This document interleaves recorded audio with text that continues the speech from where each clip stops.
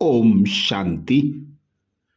स्वयं भगवान पिता निराकार परमात्मा शिव संगम युग पर ब्रह्मा मुख द्वारा हमें ब्राह्मण बनाते, ब्राह्मण बनाकर कर्म योगी बनाकर कर्म भोग पर विजय प्राप्त करने का सहज इशारा देते।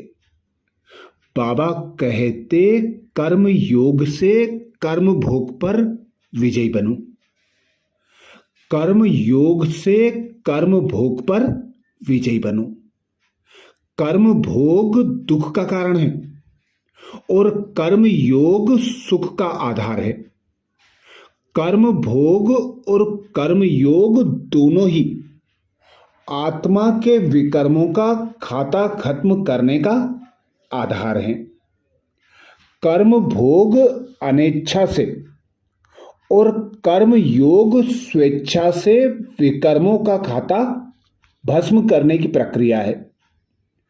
कर्म भोग और कर्म योग की वास्तविकता को जानकर स्व स्थिति में स्थित होकर कर्म भोग को चुकता करने से कर्म भोग की महसूसता कम हो जाती है, अर्थात सूली कांटा हो जाती है।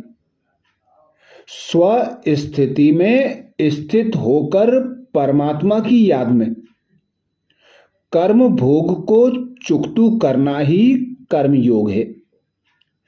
परमात्मा की याद से ही आत्मा अपनी स्वस्थिति अर्थात आत्मिक स्वरूप की स्थिति में स्थित होने में समर्थ होती है। कर्म योग ही कर्म भोग पर विजय पाने या उससे मुक्त होने का एकमात्र उपाय है।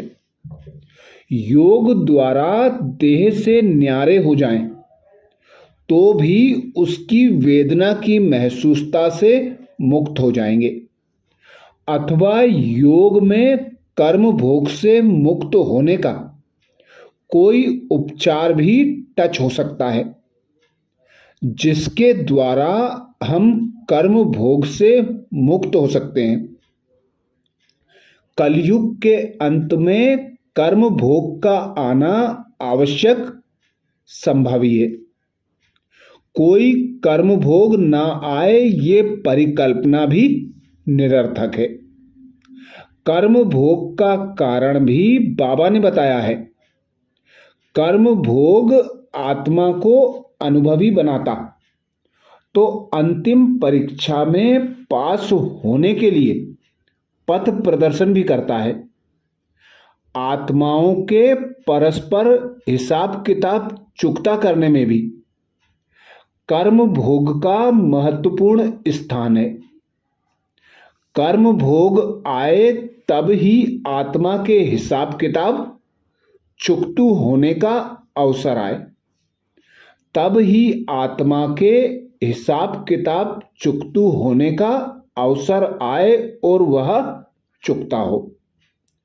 भक्त कवि रहीम ने गाया है, रहीमन विपदा हूं भली जो नारायण रत होए।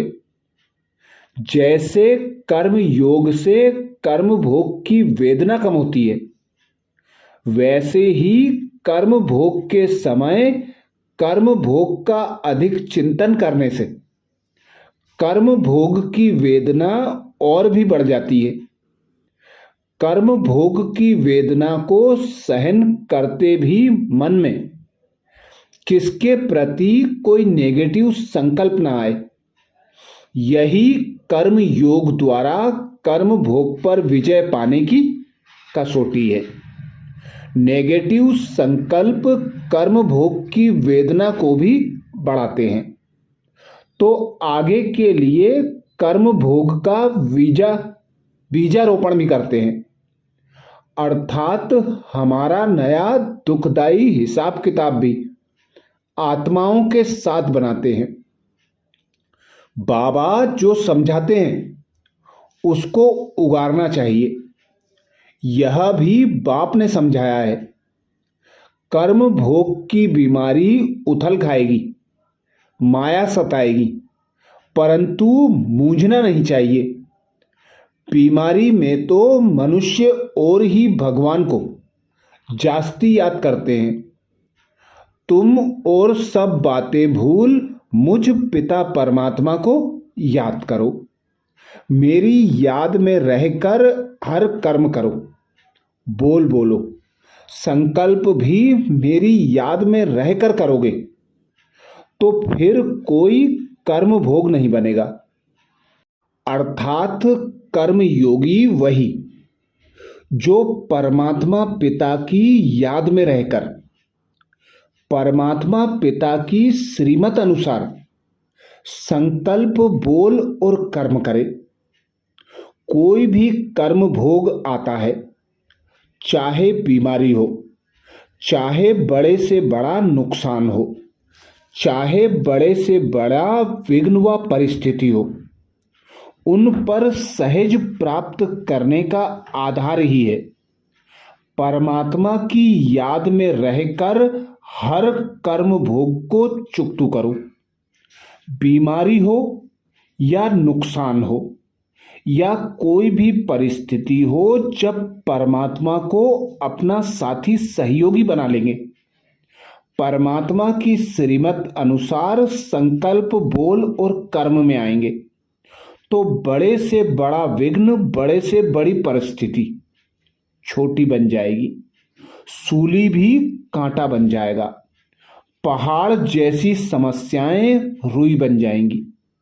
यही बाबा कहते, सदा एक पिता परमात्मा को याद करो, क्योंकि अंतमति सो गति भी गाया हुआ है। अंत में जिसकी याद करोगे उसी और आपको जाना है। अंतमति सो गति इसीलिए गाई गई है। संगम के समय का भी गायन है। एक का पदम गुना प्राप्ति कराता है और एक का पदम गुना हिसाब भी बनाता है। तो अभी संगम के समय विशेष कर्म योगी होकर कर्म करना, यही परमात्मा पिता हमें श्रीमत देते हैं। बाबा कहते हैं, खुद को आत्मा अनुभव करो, अर्थात स्व स्थिति में स्थित होकर मुझ पिता निराकार परमात्मा को याद करो। मेरी याद में रहकर मेरी श्रीमत अनुसार संकल्प, बोल और कर्म करो। संबंध संपर्क में आओ। जितना जितना मुझ पिता परमात्मा को याद करेंगे, स्व स्थिति में स्थित रहेंगे, उतना विकर्मों से बच सकेंगे। पुराने जो हिसाब किताब हैं वो भी स्वतः और सहज चुकतू कर सकेंगे। तो कर्म योग ही कर्म भोग पर विजय प्राप्त करने का सहज साधन है। अच्छा, ओम शांति।